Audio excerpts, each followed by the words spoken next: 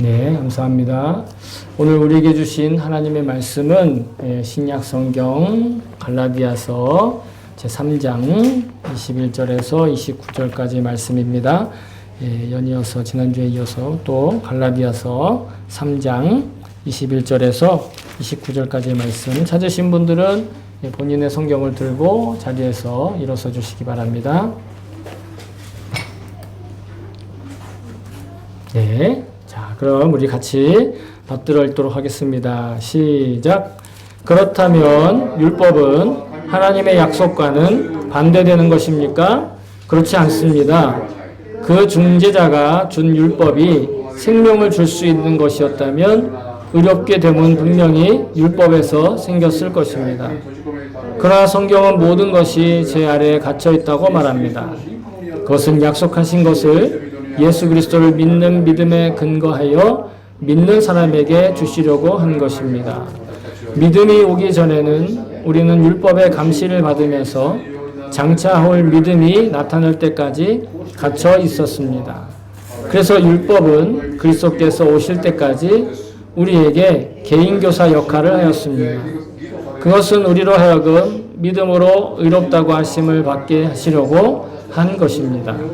그런데 그 믿음이 이미 왔으므로 우리가 이제는 개인교사 아래에 있지 않습니다. 여러분은 모두 그 믿음으로 말미암아 그리스도 예수 안에서 하나님의 자녀들입니다. 여러분은 모두 세례를 받아 그리스도와 하나 되고 그리스도를 온수로 입은 사람들이기 때문입니다. 유대 사람도 그리스 사람도 없으며 종도 자유인도 없으며 남자와 여자가 없습니다. 여러분 모두가 그리스도 예수 안에서 하나이기 때문입니다. 여러분이 그리스도께 속한 사람이면 여러분은 아브라함의 후손이요 약속을 따라 정해진 상속자들입니다. 아멘. 주의 말씀입니다. 모두 자리에 앉아주시기 바랍니다. 예, 제가 설교를 위해서 잠깐 기도하겠습니다. 참 좋으신 하나님 아버지 감사합니다. 오늘도 이 귀한 시간에 주의 소중하고 복된 말씀을 붙들고 주님 앞에 그리고 주의 백성들 앞에 이 자리에 서게 하심을 감사와 찬양을 드립니다. 이 시간 비록 인간의 목소리로 또 인간의 생각으로 전하지만 이 목소리와 생각 가운데 하나님께서 친히 우리에게 하실 말씀을 담아 우리가 주의 음성을 듣는 시간 되게 도와주시옵소서. 주님의 음성을 듣고 또 주님께서 말씀하시는 그 주님의 마음을 온전히 받는 시간 되게 도와주시옵소서. 감사드리며 예수님의 이름으로 기도합니다. 아멘. 할렐루야. 아멘. 감사합니다. 예.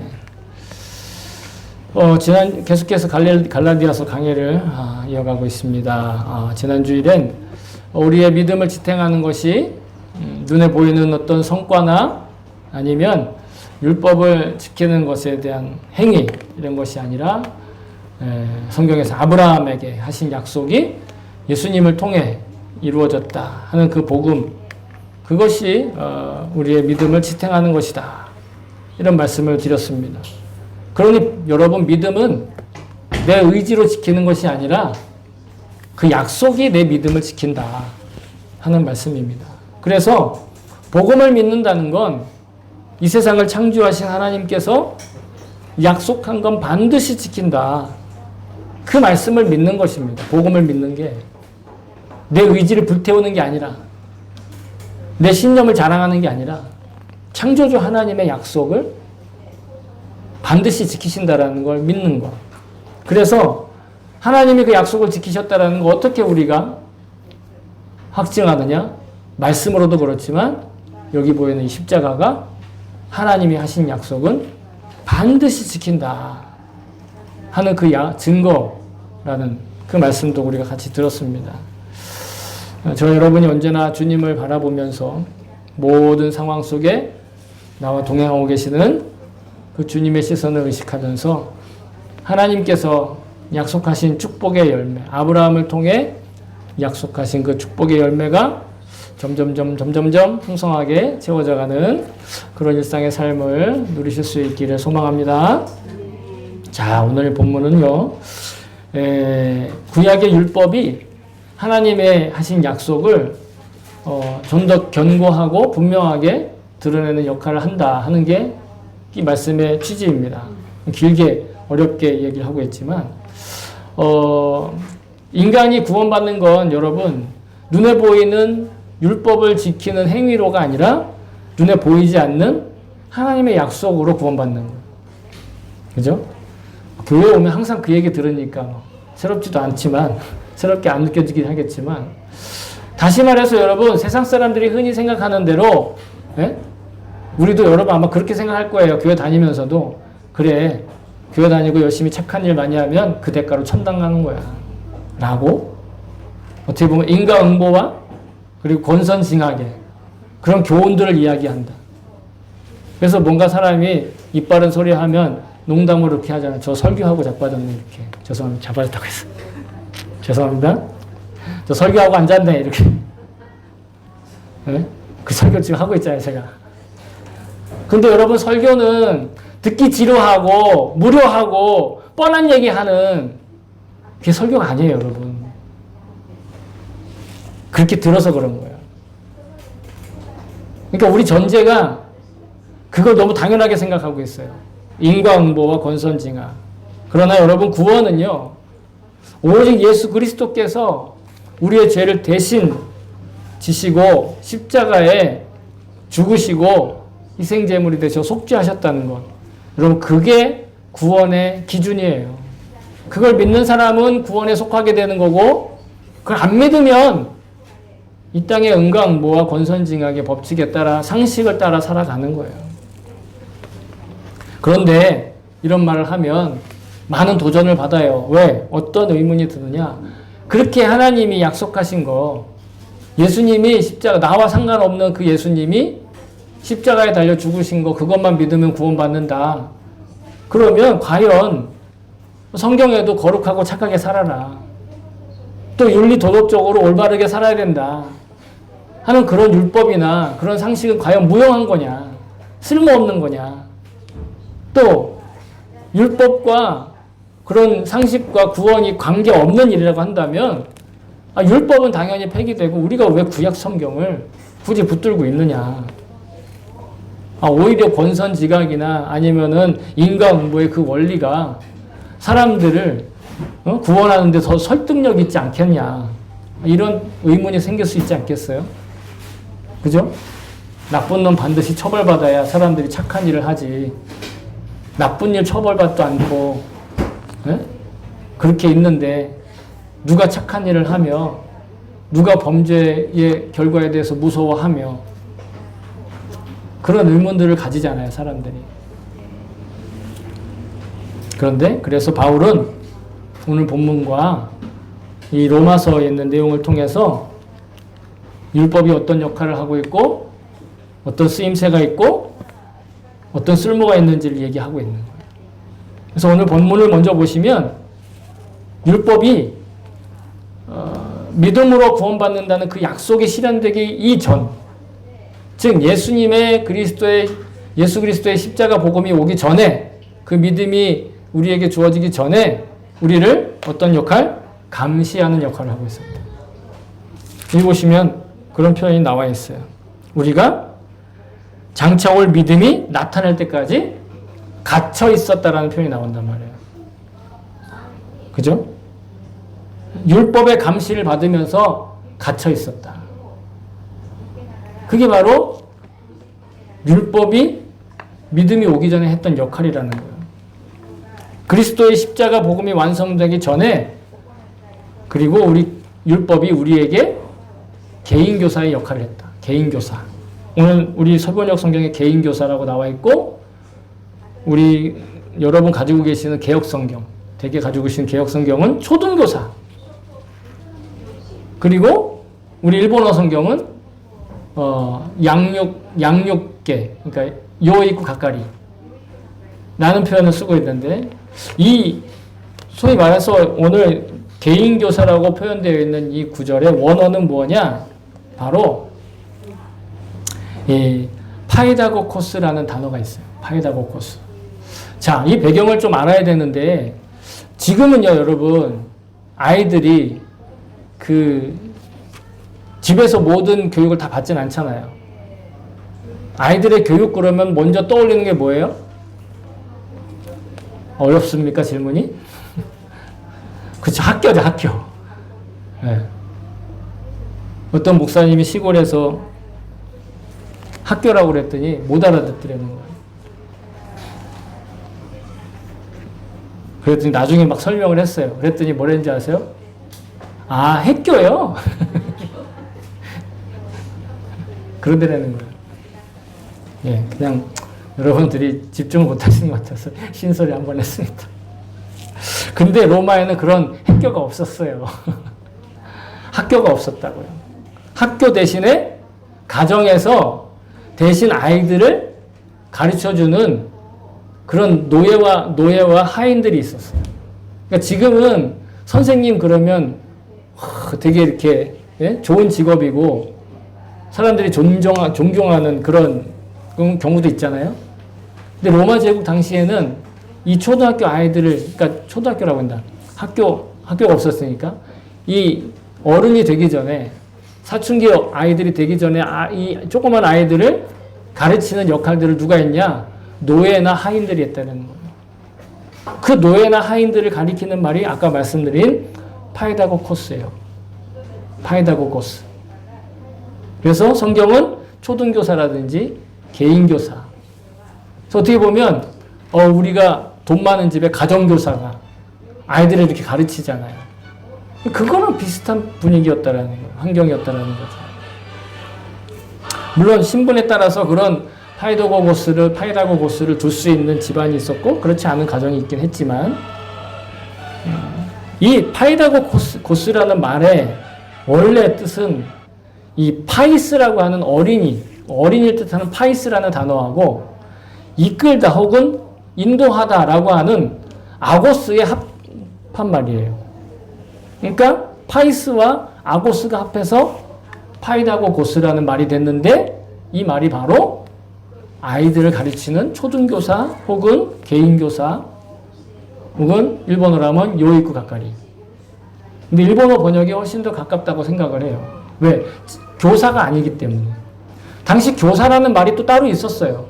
선생이라는 말이 따로 있었어요. 그것은 디다스칼로스라고 하는. 디다케라고 하는 말이 가르침, 교훈 이란 뜻인데 그 가르침과 교훈을 전하는 사람으로서 디다스칼로스 라고 하는 단어가 교사가 따로 있었어요. 근데 그 말을 쓰지 않고 율법은 디다스칼로스가 아니라 디아고고스라고. 즉 어떤 상식이나 아니면 기본적인 인간됨에 대한 지식을 전달해주는 정보 전달자의 역할을 하고 있었다는 거죠. 다시 말해서 사회적인 규범이나 규칙 혹은 인간성의 기본기를 배워야 할 그 어린이들에게 기본적인 상식과 윤리, 그 도덕을 전달하는 안내자와 전달자 역할을 한 사람이 누구다? 바로 파이다고고스, 즉 개인교사, 초등교사, 요이쿠 가까리 같은 그런 사람이었다라는 것이죠. 그러므로 율법은요, 우리에게 영생의 삶을 위해서 가장 기본적인 지식을 전달해주는 혹은 안내자 역할을 하는, 여행을 가면 깃발 들고 다니는 사람 있잖아요.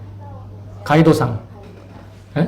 그런 사람이 바로 율법의 역할을 하고 있었다라는 거예요. 거룩함이 뭐고 의로움에 대해서 가르쳐주고 있다는 거예요. 그러므로 오늘 21절에 율법으로 의롭게 될 수 없다라고 분명히 얘기하고 있다는 거죠. 그리고 율법은 또 무엇을 해주느냐? 우리에게 죄가 무엇인지를 가르쳐준다는 거예요. 율법의 역할은 죄가 우리에게 무엇인지를 가르쳐줘서 우리가 회개하게 하고 또 그 회개를 통해서 제사함을 얻는 그 기회를 준다는 거예요. 율법이 우리의 죄를 사하지는 못하지만 죄사함을 얻을 수 있는 기회를 주는, 다시 말해 내가 회개해서 죄사함을 받아야 되는 그 죄인이라는 것을 드러내주는 역할이 바로 율법의 역할이라는 거예요. 그래서 로마서에서 이렇게 이야기를 합니다. 그런즉 우리가 무슨 말을 하리요? 율법이 죄냐? 그럴 수 없느니라. 율법으로 말미암지 않고는 내가 죄를 알지 못하였으니 그 율법이 탐내지 말라 하지 아니하였더라면 내가 심을 알지 못하였으리라. 율법이 아니었다면 탐내는 게 뭐고, 그리고 죄가 뭐고 하는 것을 알지 못했다라는 거죠. 그래서 율법을 통해 죄를 죄로 인식할 수 있고 또한 배울 수 있었다. 그러나 율법이 없을 때에는 죄를 죄로 여기지 않았기 때문에 율법이 세워짐으로 인해서 오히려 죄가 늘어났다라고 성경은 얘기합니다. 율법이 들어옴으로 말미암아서 우리의 죄가 늘어난 건 원래 죄가 많았어요. 자, 로마서 5장 13절 20절에 죄가 율법이 있기 전에도 세상에 있었어요. 그러나 율법이 없었을 때는 죄를 죄로 여기지 아니하였다. 죄인 걸 죄로 여기지 않았다라는 거죠. 율법이 들어온 건 그래서 범죄를 더하게 하는 거다. 왜? 범죄가 더한 곳에 회개의 기회가 많아지고 회개의 기회가 많아짐으로 말미암아 죄사함의 기회가 많아지는 거예요. 죄사함의 기회가 많아지는 것, 그것이 우리에게 진정한 은혜라는 거예요. 자기가 더러운 걸 모르고 더러운 채로 살아가는 사람에게 더러운 것을 알려주는 것. 여러분, 그것이 율법이라는 겁니다. 이처럼 율법은 우리에게 회개와 죄사함의 필요성에 대해서 너무도 뚜렷하게 증언하고 있는 그 역할이라는 거예요. 죄와 의에 대한 정확한 기준을 세워주는 역할, 그 기준이 필요해요. 그것이 율법의 용도인 거죠. 사람들이 다이어트를 많이 합니다. 여러분도 하시나요? 다이어트를 해야 되는 사람이 있고 하지 말아야 되는 사람이 있는데 다 그냥 유행처럼 다들 다이어트를 한단 말이에요. 다이어트를 위해서 있잖아요. 매우 중요한 것들이 몇 가지 있는데 그 중에 우리의 체중을 재는 체중계가 꼭 필요합니다. 그래서 다이어트 하는 어떤 이 피트니스나 아니면 개인적으로 하더라도 꼭 뭐가 필요해요? 체중계가 필요해요. 왜? 아니, 내가 열심히 운동을 했어요. 그리고 밥 먹는 것도 조절을 했어요.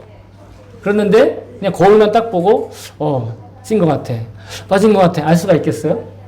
정확한 무게를 알아야 내가 지금 잘하고 있는지 잘 못하고 있는지 알 게 아니에요. 그래서 매일 혹은 다이어트를 하면서 체중계 숫자를 확인해요. 그런데 그 체중계의 숫자가 나의 살을 빼주는 거예요? 그 체중계가 내 살을 빼주나요? 체중계 올라가 있으면 갑자기 밑에서 뭐 막 나와가지고 막 살을 빨아들이나요? 그런 체중계가 있으면 정말 불쾌하게 빨릴 것 같아요. 절대 그렇진 않죠. 율법이 바로 체중계 역할을 한답니다. 내가 어느 정도 지금 심각한 상태에 있는가? 내 살이 지금 어느 정도 쪄서 빨리 살 빼지 않으면 아니면 운동하지 않으면 안 되는 상황인가라는 걸 알려준다는. 그러니 율법을 알면 알수록 우리는 복음의 은혜가 얼마나 더 값진 것이고 또 예수 그리스도의 십자가 복음 그 약속이 얼마나 위대하고 놀라운 기적인지를 현실적으로 구체적으로 확인시켜주는 게 율법이라는 거예요. 그래서 우리가 구약의 율법을 읽는 거예요. 구약 성경을 그래서 우리가 읽어야 되는 거예요. 이거 뭐 옛날 이야기고 뭐 고전이고 뭐 그게 아니라 그걸 통해서 우리는 나의 나아가야 할 방향을 분별할 수 있다는 거죠. 중국에 아주 옛날에 공자라는 사람이 있었어요. 혹시 아세요? 개인적으로 아시나 봐요. 공자라는 사람이 있는데 그 사람이 논어라는 책을 썼거든요. 근데 그 책에 여러분도 들으면 잘 아시는 글이 있는데 삼인행 필류 아사언이라는 글이 있어요. 뭐냐면 세 사람이 가는 길에 반드시 그 중에 한 사람은 꼭 스승이 있다. 자기에게 있어서 스승이 꼭 있다. 어떤 일을 하는데 세 사람 중에 한 사람은 반드시 나의 스승이 된다. 뭐 이런 뜻입니다. 그 세 사람 중에 한 사람은 반드시 나에게 디다스칼로스와 같은 아까 말씀드린 모범이 되고 가르침을 주고 본보기가 되는 그런 스승이 있지만 어떤 사람들은 파이다고고스와 같은 역할을 해요. 단지 그냥 저 사람을 보면서 이렇게 하면 안 되겠구나. 이런 거를 하면 나한테 불리하겠구나, 좋지 않구나 라는 걸 하는, 소위 말해 반면교사라는 그런 역할들을 하는 사람이 있죠. 우리에게 있어서 디다스칼로스는 바로 복음의 약속이에요. 본보기는 복음의 약속이에요. 우리의 영적인 한계와 구원의 필요를 그러나 역설적으로 가르쳐주는 그 율법들은 바로 파이다고고스, 즉 정보를 전달해주고 우리의 삶을 이끌어가는 가이드 역할을 한다는 거죠. 율법에 의지하진 않지만 그 율법이 말하는 바를 통해서 우리는 구원의 필요를, 그리고 내가 얼마나 큰 은혜를 받고 있는지, 그리고 내가 어떻게 하나님의 그 구원 역사에 받아들여졌는지, 무엇보다 내가 얼마나 큰 죄인이고, 그리고 내가 회개하여 죄사함을 받고 거듭나서 영생을 얻어야 될 존재인지를 아주 강력하고 명확한 가르침으로 외치는 것, 여러분 그것이 구약의 율법이고 예언자들의 경고를 받은 이스라엘의 범죄들인 거예요. 그 범죄의 기록들인 거예요. 구약성경. 구약성경 들춰보면 수많은 죄 지은 이야기밖에 없어요. 제가 학교 다닐 때 그 공부 잘하는 친구들의 공통점이 있다고 학원 선생님이 하는 이야기를 들은 적이 있습니다. 제가 봤다는 게 아니라, 제가 발견했다는 게 아니라, 제가 다녔던 학원 선생님이 공부 잘하는 학생들의 특징이 있대요. 뭐냐면 여러 가지가 있었는데 그 중에 하나가 그들은 비법 노트를 하나씩 가지고 있다는 거예요. 남들이 가지고 있지 않아. 눈치채셨을 거예요. 바로 오답 노트예요. 오답 노트. 오답 노트가 뭐냐? 자기가 시험을 봤어요. 시험을 봤는데 맞춘 게 있고 틀린 게 있잖아요. 그리고 잘 몰랐는데 제가 이렇게 대충 찍었는데 맞은 거 있잖아요. 그러면 틀린 거랑 찍어서 맞은 거를 다시 자기가 손으로 써서 그 책에 옮겨 적는 거예요. 어떤 친구는 복사를 해가지고 그 정답만 다시 자기 손으로 적는 친구도 있었는데, 어쨌든 간에 중요한 건 시험 보고 모르는 문제, 틀린 문제를 따로 적어놓는 노트가 있대요. 아는 문제는 다시 볼 필요가 없대요. 알고 있으니까. 그러나 잘 모르거나 모르는데 맞췄던 거나 틀린 문제는 다시 한번 보고 반복해서 봤을 때 문제를 맞출 확률이 높아지더라고요. 이거는 뭐 입시 학원의 이야기가 아니라, 여러분, 이 하나님께서 39권의 오답 노트를 우리에게 이미 주셨다는 말씀을 드리고 싶어요. 구약 성경은 구약에 있는 말씀 중에 우리가 따라야 될 말씀도 있지만 그 따르지 않은 그 모습 때문에 하나님이 경계하시고 징계하시고 외치시는 부분들이 기록되어 있는 게 바로 구약 성경이라. 우리의 반면교사가 바로 구약 성경에 등장하는 인물들이라는 거예요. 오늘 본문은 우리가 그리스도로 옷 입은 사람이다라는 표현도 나오고 있습니다. 그리스도로 옷을 입었대요. 여러분들이 입은 옷이 바로 그리스도라는 거예요. 근데 로마서는 이 그리스도로 옷 입었다라는 표현을 이렇게 또 이야기를 하고 있어요. 로마서 6장 4절에 보면, 그러므로 우리가 그의 죽으심과 합하여 세례를 받음으로 그와 함께 장사되었나니 이는 아버지의 영광으로 말미암아 그리스도를 죽은 자 가운데 살리심과 같이 우리로 또한 새 생명 가운데 행하게 하려 함이라. 그리스도로 옷 입었다라는 건 그리스도와 함께 죽고 그리스도께서 이루신 그 부활의 약속에 지금 연결되어 있다는, 그 소망 가운데 살아가는 일에 우리가 예수님과 함께 연합되어 있다는, 그리스도로 옷 입은 사람과 또 예수 그리스도의 죽음과 부활에 연합한 자는 모두 다 복음의 축복 가운데 살고 있다는. 그러므로 우리는 죄를 회개하도록 하는 그 초청하는 정보 전달자로서의 그 역할, 그리고 거듭난 자의 거룩한 삶을 위한 안내자의 역할을 하고 있는 그 율법에 대해서 알아야 된다. 그런 의미에서 율법을 안다라는 거예요. 그래서 율법으로는 구원을 받지 못하지만 우리가 구원을 받는데 매우 유용하고 쓸모있는 도구의 역할을 하고 있는 것, 그게 바로 율법이라는 거예요. 그렇기 때문에 저와 여러분이 율법에 얽매이지는 않되 그 유용함과 유익함을 취해서 복음을 믿고 거듭나 영생을 얻는 자의 그 풍성하고 풍요로운 일상을 참된 스승 되시는 우리 주님과 동행하며 누릴 수 있기를 소망합니다. 사랑하는 성도 여러분, 복음은 우리의 영혼을 구원하실 뿐만 아니라 우리의 일상을 윤택하고 풍성하게 하시려는 그 하나님 아버지의 놀라운 계획 중에 핵심적인 약속입니다.